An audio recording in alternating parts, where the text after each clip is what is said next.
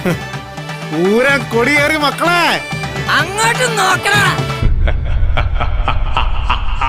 ചങ്കൂറ്റമൊന്നുകൊണ്ട് ചങ്ങാടമൊന്നു കെട്ടിയേ VCUTസിലേക്ക് അവർക്ക് സ്വാഗതം. ഞാൻ നിങ്ങളുടെ സ്വന്തം VC. മാർവലിൻ്റെ അടുത്ത ഫേസ് നടക്കിയിരിക്കുകയാണ്. കോമിക്കോണിലൂടെയാണ് ആ അനൗൺസ്മെൻറ്റ് പുറത്തു വന്നത്. എല്ലാവരും ഒരു ഞെട്ടലോട് കൂടിയായിരിക്കുന്നു ഉറക്കം എണീച്ചിട്ടുണ്ടാവുക. Yes, RDJ Robert Downey junior മാർവലിലേക്ക് തിരിച്ചു വന്നിരിക്കുകയാണ്.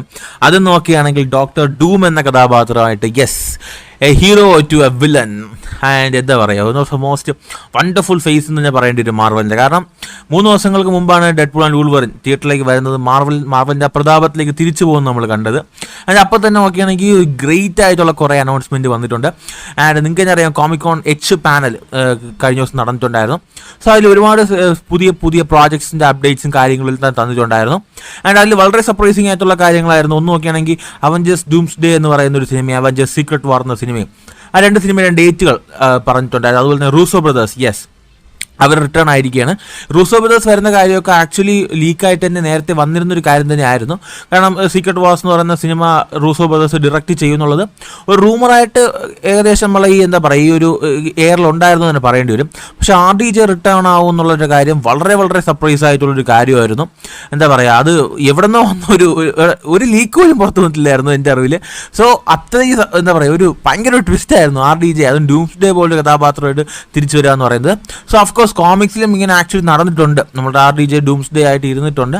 അത് വേറൊരു കോമിക്സിൻ്റെ ആക്ച്വലി നമ്മുടെ വിക്ടർ വാൻ ഡൂം എന്ന് പറഞ്ഞ കഥാപാത്രം ഈ ഡോക്ടർ ഡൂം നോക്കുകയാണെങ്കിൽ നമ്മളെ അയൺമാൻ്റെ മൈൻഡുമായിട്ട് എന്താ പറയുക, അതിൻ്റെ മൈൻഡ് സ്വാപ്പ് ചെയ്യുമ്പോഴേക്ക് ഒരു കഥ നടന്നിട്ടുണ്ട്. സോ അതിനെ ബേസ് എടുത്തുകൊണ്ട് വരാൻ ചാൻസ് ഉണ്ട്. സോ ഈ ഡോക്ടർ ഡൂം എന്ന കഥാപാത്രം നോക്കിയാൽ മോസ്റ്റ് പവർഫുൾ ഒരു കഥാപാത്രമാണ്. എല്ലാവർക്കും അറിയായിരിക്കും. പുള്ളിയെ സിനിമയ്ക്കകത്ത് അത്ര വേണ്ടത് ഉപയോഗിച്ചിട്ടില്ലെങ്കിൽ പോലും മൂവിക്കകത്തൊക്കെ നോക്കുകയാണെങ്കിൽ ഒരു ഭയങ്കര എന്താ പറയുക, ഒരു 10 വർഷം വെച്ച് എഴുതാൻ കഥയുള്ള ഒരു കഥാപാത്രമാണ് ഡോക്ടർ ഡൂം എന്ന് പറയുന്നത്. ആൻഡ് എനിക്ക് തോന്നുന്നു RDJ ഇനി ഒരു 10 വർഷം കൂടെ മാർവലിൻ്റെ ജീസസ് ആയിട്ട് കാണും. സോ എനിക്ക് ഡെഡ്പൂളിന് ആരെങ്കിലും കോമഡേറ്റ് വന്ന് ഡെഡ്പൂൾ മാർവലിന് ജീസസ് എന്ന് പറയുമ്പോഴത്തേക്കും മാർവലിൻ്റെ യഥാർത്ഥ ജീസസ് അപ്പിയർ ആയി, അതും വില്ലൻ്റെ വേഷത്തിൽ. ആൻഡ് അതെന്താ പറയുക, ഒരു ഗ്രേറ്റസ്റ്റ് ന്യൂസ് ആയിട്ട് എനിക്ക് ഫീൽ ചെയ്തു. സോ മാർവൽ ഫാൻസ് കുറേ ആൾ മാർവൽ ഉറങ്ങിക്കിടക്കും പോലെ സടകുടഞ്ഞ് എണീച്ചിരിക്കുകയാണ്. സോ ഇനി പിടിച്ചാൽ കിട്ടില്ല എന്നൊരു അവസ്ഥയാണ് മാർവലിനുള്ളത്.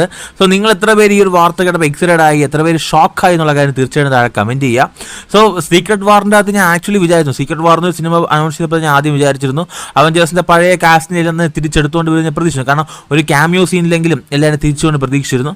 പക്ഷേ ഇപ്പോൾ എനിക്ക് തോന്നുന്നത് നിങ്ങൾക്ക് എല്ലാവർക്കും അറിയാം, നമ്മുടെ സ്റ്റീവ് റോജേഴ്സ്, നമ്മളുടെ ക്രിസ് ഇവൻസും ഒക്കെ ആണെങ്കിൽ ഡെഡ്പൂളിൻ്റെ അകത്തൊരു ചെറിയ ക്യാമിയോ ചെയ്തിട്ടുണ്ടാവും. നമ്മുടെ ഫാന്റാസ്റ്റിക് ഫോറിലെ പഴയ ഫയർ ടോർച്ചായിട്ട് അദ്ദേഹം തിരിച്ചു വന്നിട്ടുണ്ടാവും.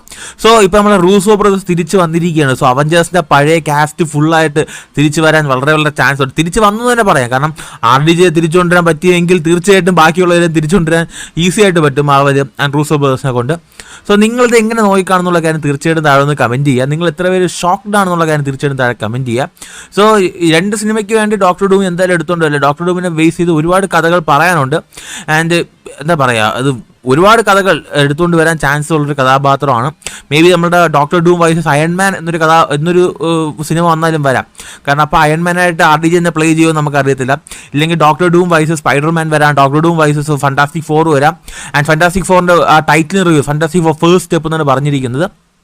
സോ ഒരുപാട് കാര്യങ്ങൾ ഈ കോമിക്കോണിൽ നടന്നിട്ടുണ്ട്.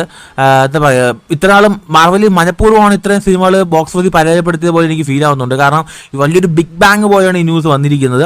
സോ നിങ്ങളിൽ എത്ര പേര് ന്യൂസ് കേട്ട് ഞെട്ടിന്നുള്ള കാര്യം തീർച്ചയായിട്ടും താഴെ ഒന്ന് കമൻറ്റ് ചെയ്യുക. ആൻഡ് നിങ്ങളുടെ അഭിപ്രായങ്ങൾ തീർച്ചയായും കമൻറ്റ് ചെയ്യാം. മറ്റൊരു അതുവരെയും ബൈ.